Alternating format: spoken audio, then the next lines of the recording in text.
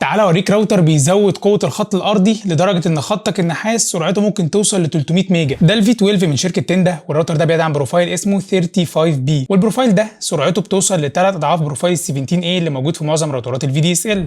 هتشوف سرعه 300 ميجا لو المسافه بينك وبين الكابينه 250 متر او اقل، ولو انت ابعد من كده هيبقى برده افضل من البروفايل القديم. يعني مثلا لو انت بينك وبين الكابينه 500 600 متر والسرعه عندك كانت بتوصل من 60 ل 70 ميجا، فعلى الراوتر ده ممكن يوصلها لك من 100 ل 120 ميجا. وعلشان تستفيد من التقنيه القويه جدا اللي موجوده في الراوتر ده، لازم تتاكد من شركه الانترنت ان البورت بتاعك بيدعم ال 35 بي او السوبر فيكتورنج. معظم الخطوط دلوقتي بتدعم، ولكن لازم تتاكد برضه علشان لو ما بيدعمش تخليهم يقدموا لك طلب تغيير البورت السوبر فيكتورنج او ال 35 بي علشان يشتغل على الراوتر ده بالتقنيه الجديده والسرعه القويه. كمان الراوتر ده دول باند، يعني بيدعم ترددين للواي فاي 2.4 جيجا هرتز بسرعه 300 ميجا و5 جيجا هرتز بسرعه 867 ميجا، وبيجي باربع لانات كل واحد فيهم سرعته 1 جيجا بت بير سكند، وفي كمان يو اس بي علشان تركب فيه فلاشه وتوصل للداتا بتاعتك اللي موجوده على الفلاشه من اي جهاز من اجهزتك. وطبعا بيدعم تحديد السرعه علشان تدي كل جهاز عندك سرعه معينه والباقه ما تخلصش.